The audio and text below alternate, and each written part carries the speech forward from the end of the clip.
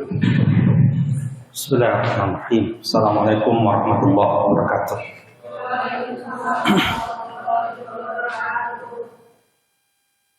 Oke. 1, 2, dikit banget nih. Hujan, lemah sekali.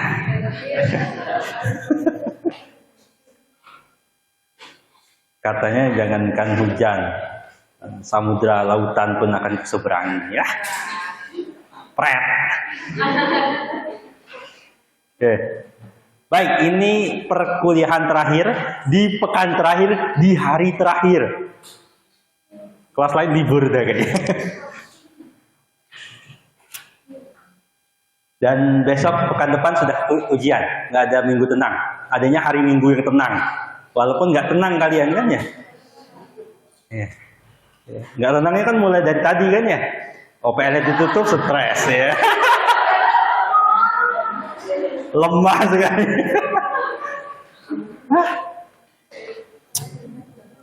Apa?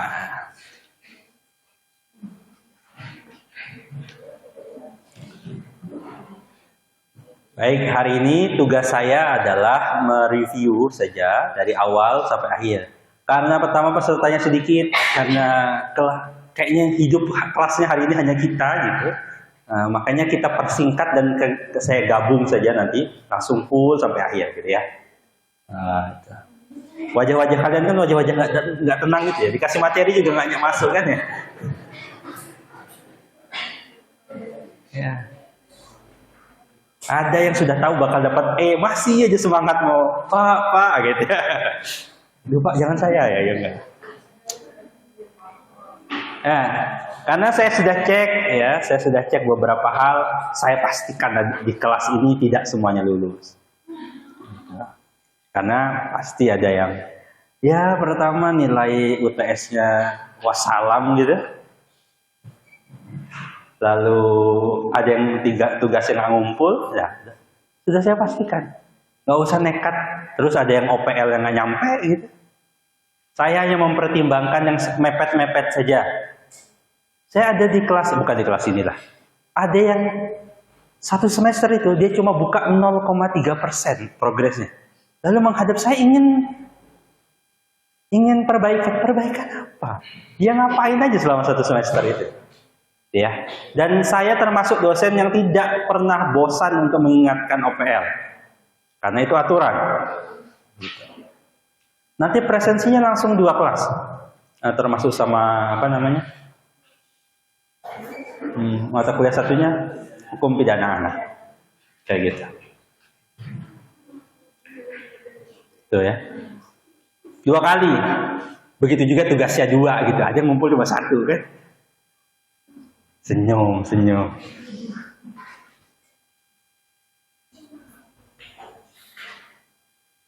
Ada yang tahun lalu tuh mata kuliah 2 begini juga.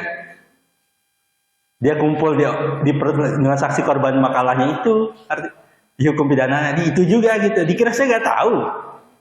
Dikira saya nggak baca satu-satu. Nah, gitu. Jadi kalian itu membuat dengan luar biasa, tapi kan cuma bikin 1. Saya harus melihat sekian puluh. Ya. Jadi mahasiswanya mungkin 60-an, paling 40-an aja yang ngumpul tugas. Ya.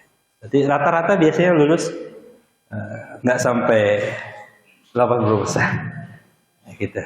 Sebenarnya hari ini tuh saya lebih ke arah kalau ada yang mau nanya, ada yang belum dimengerti, ada yang masih ingin diperdebatkan di kelas ini. Tentu banyak, gitu. Karena saya tidak ingin menambah materi. Ya, karena soal sudah saya setor, gitu. Tinggal kalian mengisi. Pekan depan saya akan bertanya saudara dalam bentuk pilihan ganda. Nah, pekan ini kalau saudara mau tanya ke saya silakan. Udah Pak, kami udah lelah bikin artikel. Saya suruh bikin artikelnya kan sudah dari sekian lama. Ya begitulah Pak. Gitu. Pangsitnya belum turun.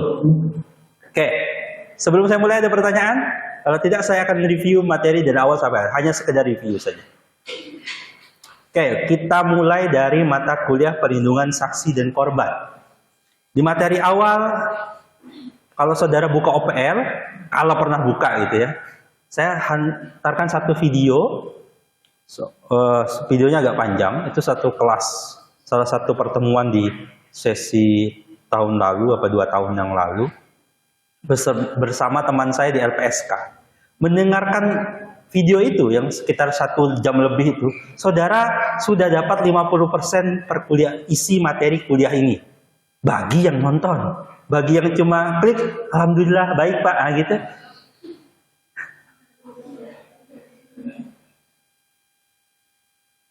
Ya saya nggak tahu juga, gitu ya. Karena saya di video itu saya mengundang seorang PNS ASN dari LPSK. Kemarin waktu saya promosi doktor, dia datang juga ke Solo. Dia bercerita tentang ya LPSK dari sudut pandang seorang pegawai dalamnya, gitu ya. Gitu. Di situ juga nanti saudara akan temukan keluh-keluhan dia. Maksudnya apa sih yang ada masalah di dalam saya. Oke. Di awal kita bicara tentang perlindungan saksi dan korban. Di pertemuan awal kalau saudara ingat, saya waktu itu melontarkan pertanyaan tentang memperjelas makna saksi, makna korban, siapa yang jadi saksi, siapa yang jadi korban, apakah korban itu pasti saksi, apakah semua saksi Pak bisa jadi korban dan sebagainya. Jadi saya juga sampaikan di sini ada beberapa dasar hukumnya.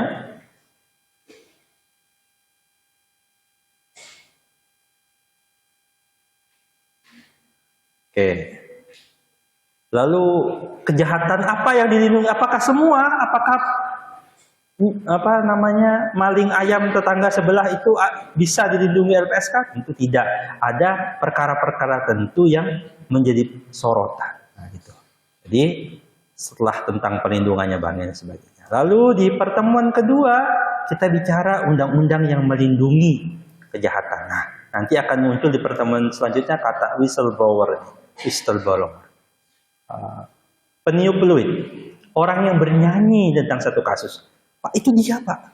Yang sekarang ramai itu kan kasusnya siapa? Yang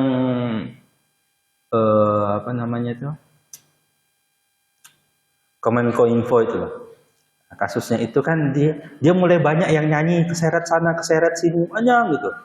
Kemarin ada kasus juga tentang sekarang yang ramai itu kan Kementan gitu. Sekarang itu kan saksi-saksinya mulai nyanyi. Ketika nyanyi nanti kena ini gitu.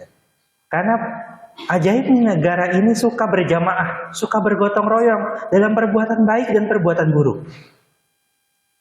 Jarang sekali perbuatan buruknya itu dilakukan sekali-kali. Dia bagi-bagi juga uang itu. Dia setor ke sana, dia setor ke sini, dia bagi ke sana, dia bagi ke sini. Uang suapnya.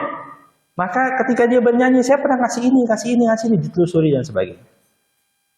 Nah, seorang yang bercerita lalu menyampaikan, oh Pak, yang dapat uangnya tuh ini dan sebagainya. Nah, itu juga berkaitan dengan ini. Itu dibahas. Lalu ini aja bicara tentang sekilas undang-undang perlindungan saksi dan korban.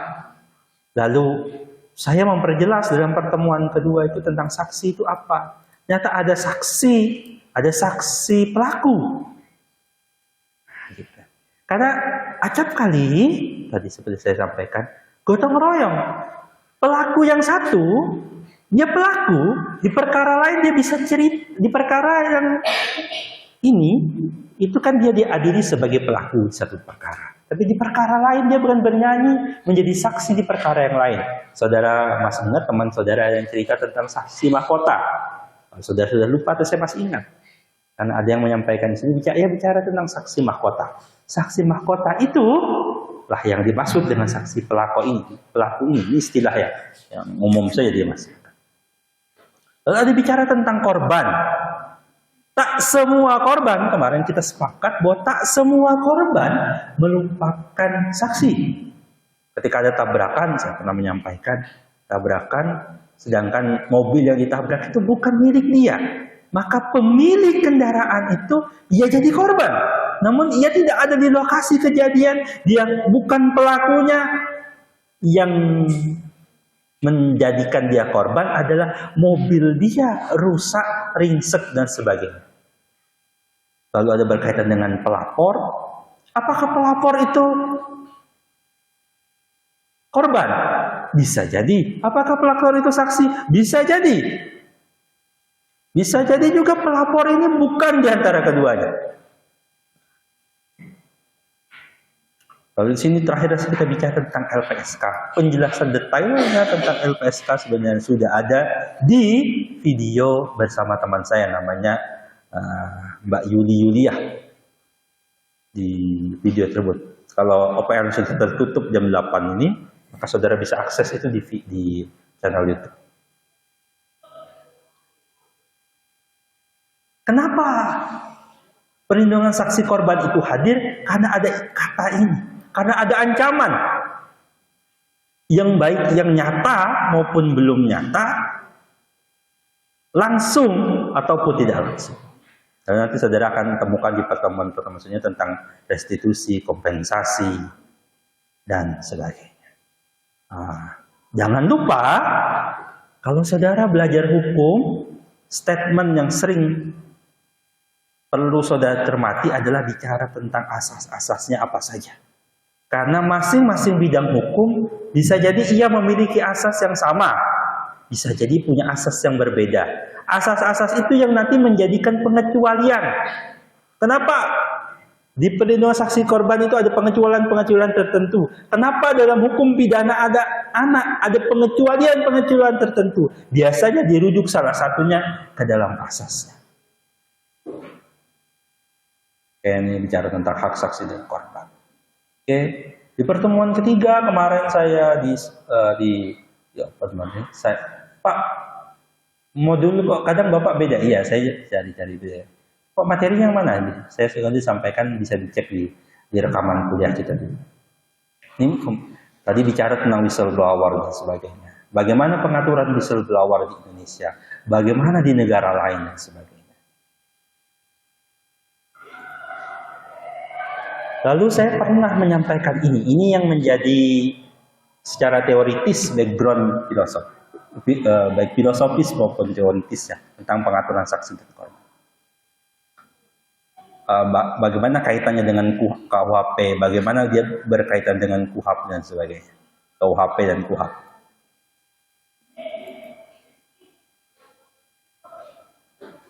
Lalu kalau ada orang pengen dapat perlindungan itu gimana? Kita bicara kemarin tentang prosedur perlindungannya.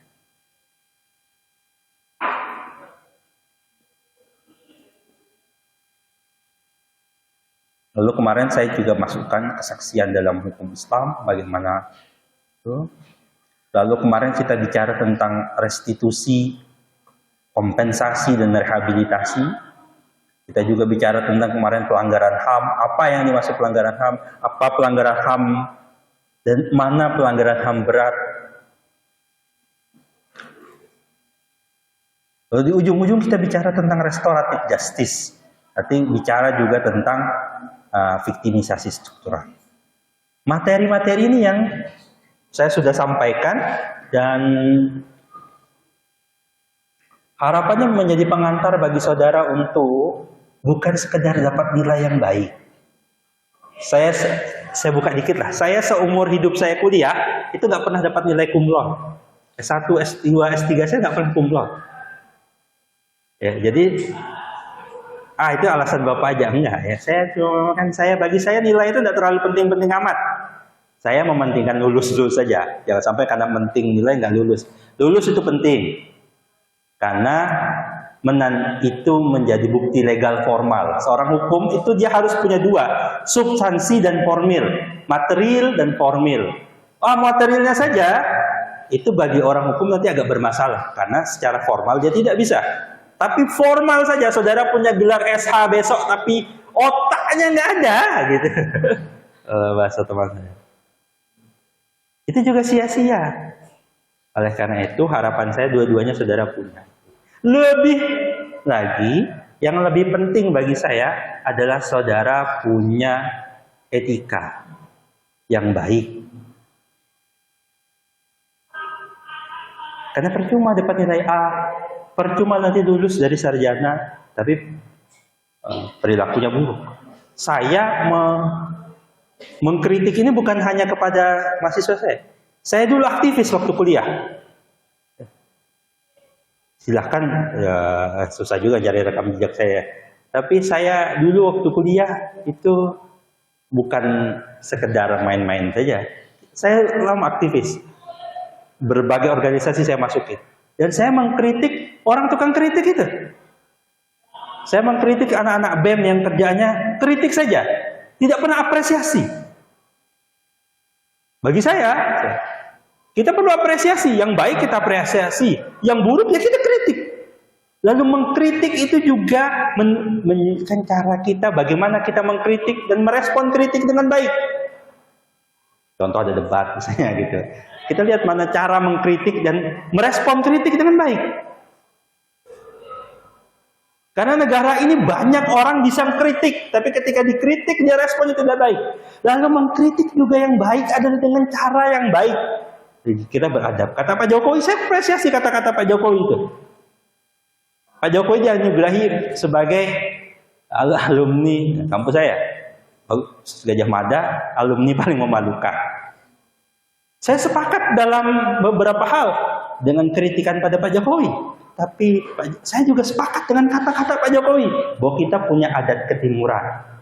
Gitu. Jadi kita harus pilah-pilah, membenci sesuatu, kita apresiasi dan sebagainya. Itu salah satu yang saya harapkan ada dari mahasiswa saya. Bukan hanya punya mental dapat nilai baik, tapi juga punya nilai mental kritis. Oke. Saya berhenti di sini untuk perlindungan saksi dan korban. Ada pertanyaan? Tidak ada. Oke, kalau tidak ada saya akan masuk ke... Ya, silakan.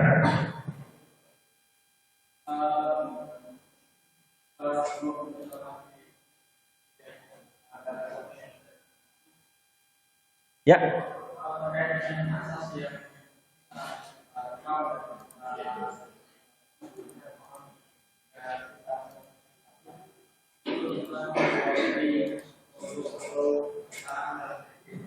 Oke, sebentar. Suaranya tidak terlalu jelas, saya minta pakai mic. Agak maju dikit sih, biar mic-nya nyampe.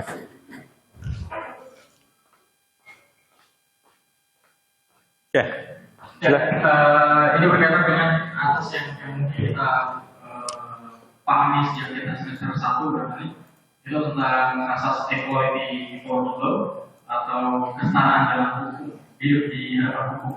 Nah, dalam konteks perlindungan saksi dan korban, mengingat kemarin materi di terakhir juga victimisasi struktural, saya tidak melihat victimisasinya tapi melihat strukturalnya. Perlindungan saksi dan korban ini kan bisa jadi juga ada konflik struktural ya, bisa jadi. Nah, kalau saya memahaminya, korban itu bisa berasal dari mana saja, bukan hanya dalam pandangan kita bahwa korban adalah pihak yang lemah, tertindas dan sebagainya, tapi korban juga bisa berasal dari struktur yang atas barangkali dalam konteks kepentingan atau struktur kekuasaan. Nah, dalam beberapa hal, dalam beberapa konflik, barangkali yang menjadi korban itu yang berada pada posisi di atas, yang menjadi korban. Nah, dalam konteks memahami kesetaraan di depan hukum atau di hadapan hukum, maka bagaimana kita menyikapinya? Ketika misalnya kita sebagai seorang sarjana hukum melihat adanya konflik itu, ketika yang berada pada posisi kekuasaannya yang di atas lah, pada di dalam struktural dia berada pada posisi di atas, lalu kemudian dia menjadi korban dan dia juga memiliki potensi untuk mendapatkan ancaman. Kalau sekarang apapun bisa terjadi, misalnya ada seorang pejabat pemerintah menjadi korban penghinaan, pencemaran nama baik dan sebagainya, itu biasa terjadi.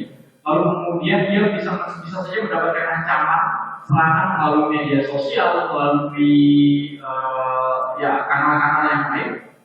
apakah dimungkinkan juga untuk dia kita lihat sebagai korban yang memerlukan perlindungan atau bisa mendapatkan perlindungan dalam hal ini, atau memang yang korban dalam hal ini dalam konteks perlindungan saksi dan korban itu hanya korban yang berada pada posisi bawah dalam struktur. Mungkin itu kali Pak pertanyaan saya. Terima kasih. Oke.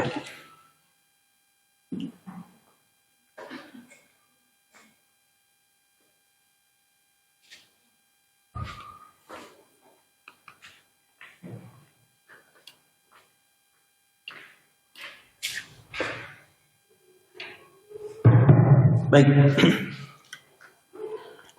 Ini nyantai-nyantai aja ya. Azan.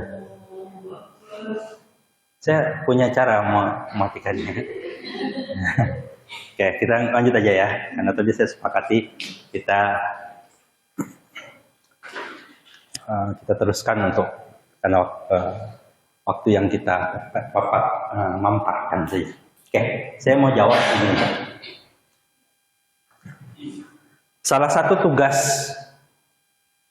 hukum itu kan adalah keadilan. Dan lu pernah cerita.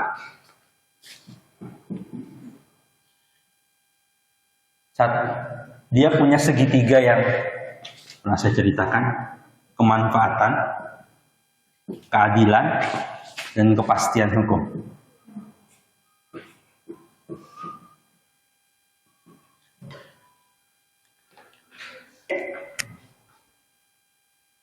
Ketiganya ini ketika hukum itu merapat ke salah satu titik sisi ini, dia akan kehilangan sisi-sisi yang lain.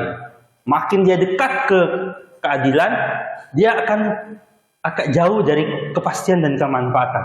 Makin dekat dia dengan manfaat, dia akan makin terkadang jauh dari keadilan. Kadang dua sisinya ini ada yang dipepetkan di sini, sehingga dia dekat dengan kepastian hukum dan manfaat, tapi dia jauh dari sini. Atau dia berada di posisi ini, dia dekat dengan keadilan dan kemanfaatan, tapi dia jauh dari kepastian hukum. Atau dia di posisi ini, dia dekat dengan kepastian hukum keadilan, tapi dia tidak bermanfaat. Itu ada bandul yang selalu kita jaga. Lalu muncul perlindungan saksi korban ini, pada dasarnya acap kali bandulnya itu pidana itu dekat dengan kepastian hukum, jauh dari keadilan. Makin berada pada piramida kekuasaan, makin atas, dia makin bisa mendapatkan kepastian hukum ini. Makin ke bawah, dia makin susah mendapatkan keadilan ini. Kalau ditanya kepastian perlindungan saksi dan korban itu lebih ditujukan kemana? Pada dasarnya lebih ditujukan di mana ada rongga yang perlu ditambal. Rongga apa itu? Ketika dia secara struktur itu rendah, maka itu dia akan jauh dari kepastian hukum, jauh dari perlindungan, sehingga dia butuh dilindungi. Cuma pertanyaannya, apakah di atas tidak mungkin begitu? Saya bercerita sedikit ya, bercandaan. Guru saya, Prof. Denny Indrayana, beliau pernah cerita begini. Di Indonesia itu ada sistem HTN, namanya presidensial. Ya. Cuma presidensial ini punya dua bandul. Yang antara tengah dan samping itu. Kalau presidensial yang resmi sesuai dengan aturan, yang diutamakan adalah check and balances. Ya, presiden diawasi oleh legislatif. Diawasi ketika bentuk undang-undang, produknya legislatif. Check and balances juga ada. Di satu sisi ada yudikatif. Ini namanya presidensial dalam resmi. Lalu ada yang kedua namanya presidensial. Dipisah tuh presiden sama sial. Itu terjadi zaman SBY periode pertama. Saudara kalau penikmat sejarah dan politik akan melihat waktu itu SBY diusung oleh Partai Demokrat dan beberapa partai lain. Sedangkan Demokrat itu cuma punya 7%. dengan Golkar waktu itu, Pak SBY JK. Golkar yang nambah. Tapi parlemen mayoritasnya itu tidak berdekat kepada SBY. Di periode SBY pertama. Sehingga banyak sekali apa yang dilakukan SBY ditolak, dihujat, di demo. Nangis naik BBM 100 perak aja. Ramai sekali demonya. Sekarang udah naik sekian itu nggak ada yang demo. Itu. Waktu itu presidensial dalam artian kita kacamatanya bukan politik ya, kita kacamatanya hukum melihat di bandulnya legislatifnya sangat berkuasa. Legislatifnya sangat berkuasa. Eksekutifnya sengsara waktu itu. Banyak dia usulkan ini, ditolak ini, sehingga terjadi kegaduhan. Kalau kita tadi ke belakang lagi pernah Indonesia ketika zaman federal, itu presidennya sengsara pokoknya, perdana menterinya sengsara ya lebih tepatnya. Apa-apa nggak bisa sehingga setiap setahun sekali rata-rata itu berganti perdana menteri. Kenapa? Karena pemerintahnya nggak stabil. Itu namanya presiden sial, dipisah antara presiden sama sialnya. Ada yang ketiga. Ketika presiden berkuasa begitu hebat, parlemen dia kuasain, legislatif dia kuasain, yudikatif juga dia kuasain. Nah, itu kata Prof. Denny, dosen saya, presiden sial ditambah an. Nah, presiden sialan. Dia kuasain semuanya. Saya tidak bilang dia bentuk dinasti ya, nggak saya bilang gitu. Cuma ada pernah kejadian zaman Soeharto lah, kita nggak jemput. Dia kuasain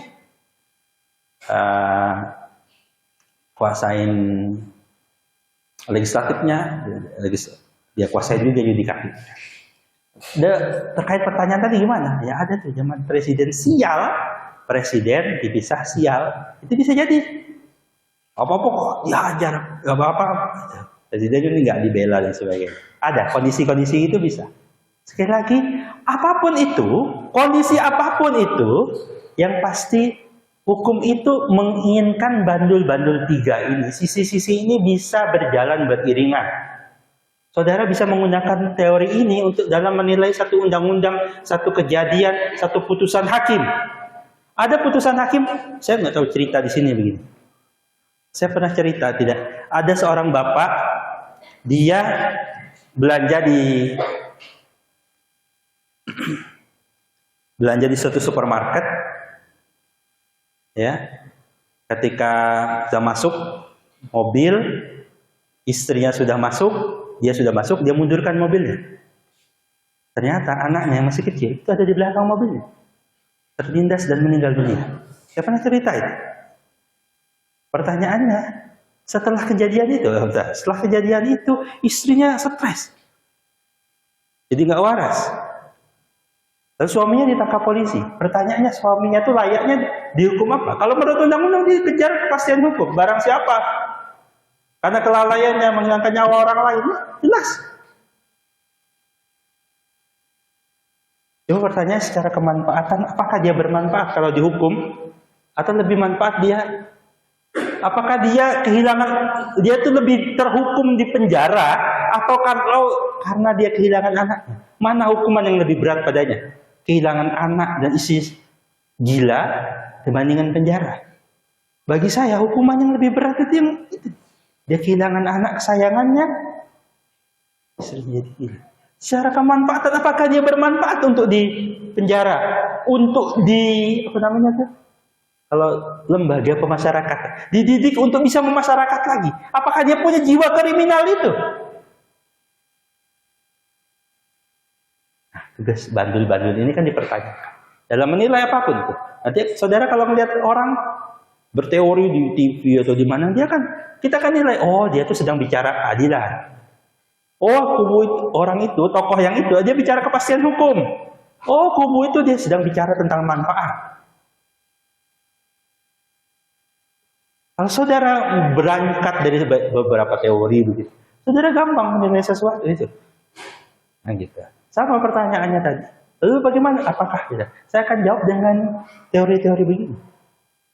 Ketika itu terjadi, bandulnya sedang seperti apa? Lalu rongga mana yang perlu ditambah?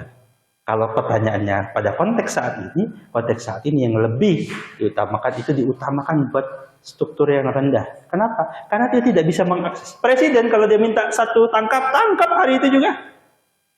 Tapi kalau kita lapor, helm saya hilang Pak. Iya. Yang situ bilang helm iya, 100 orang helmnya hilang aja sampai sekarang.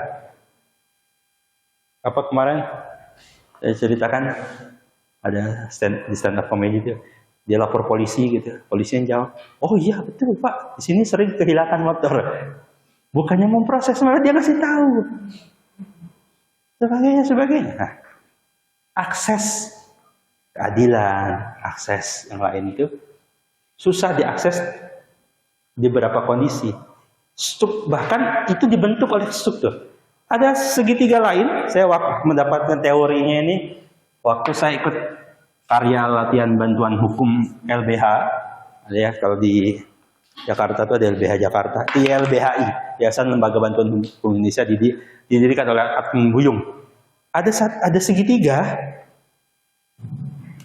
yang menarik. Segitiganya itu adalah pemerintah,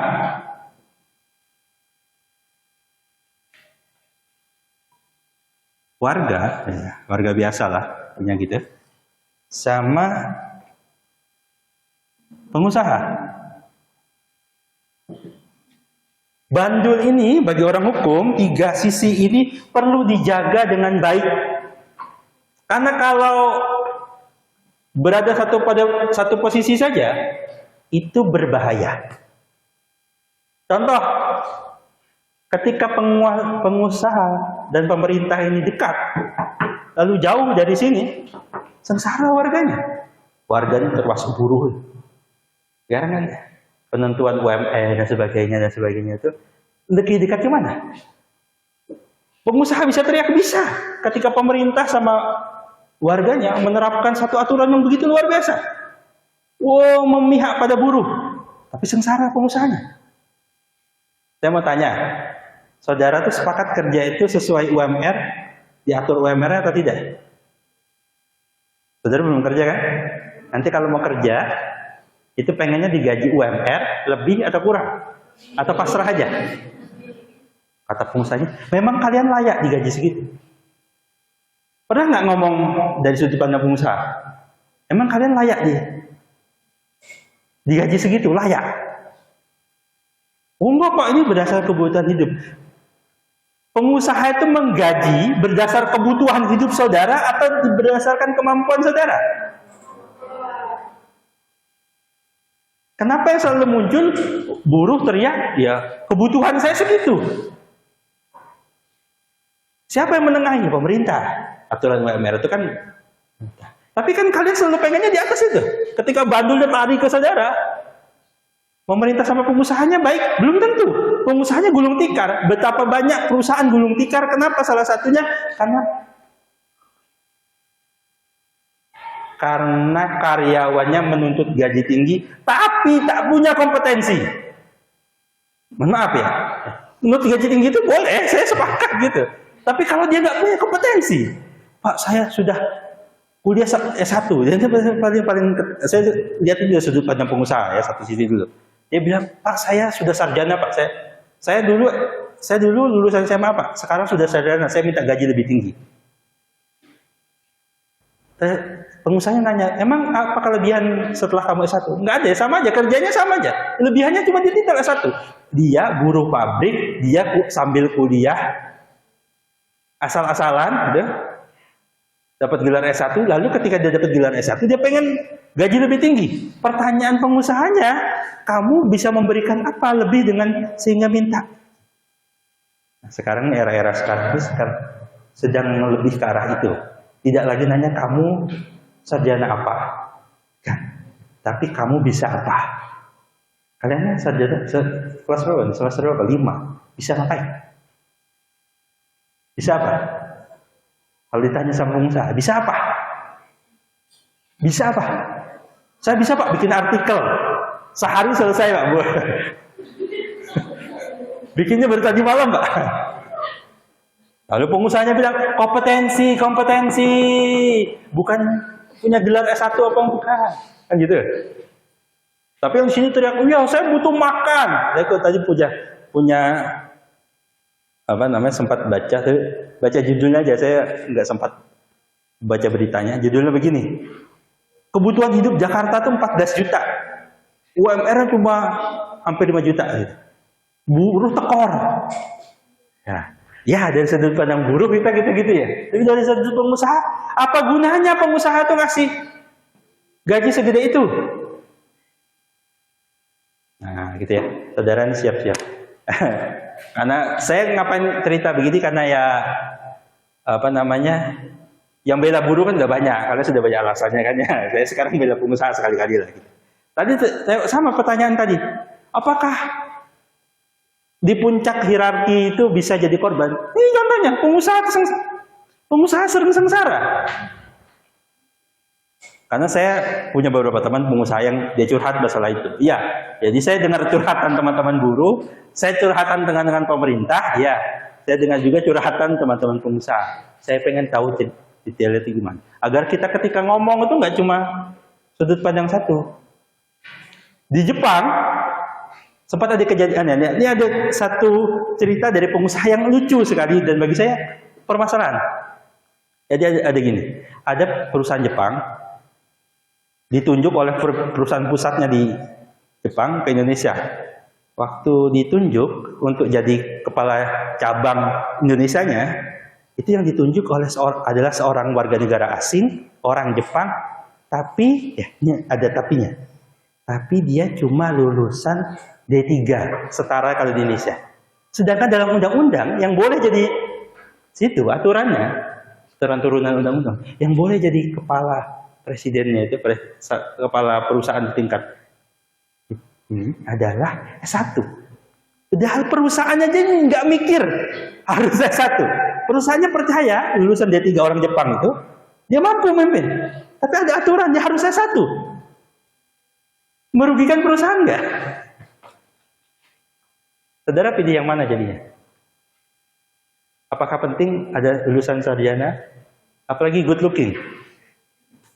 Apakah ada gunanya punya ada persyaratan harus good looking dan sebagainya? Ya, kayak saya ngomong-ngomong dikit aja lah. Gitu. Saya tidak menjawab sepenuhnya. Saya ditanya dalam sudut pandang tertentu. Saya coba perluas saja. Oke, ada pertanyaan lagi? Boleh.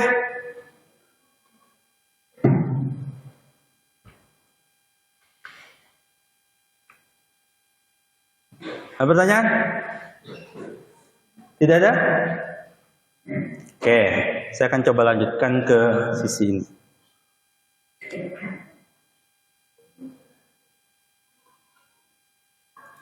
Oke, hukum pidana anak.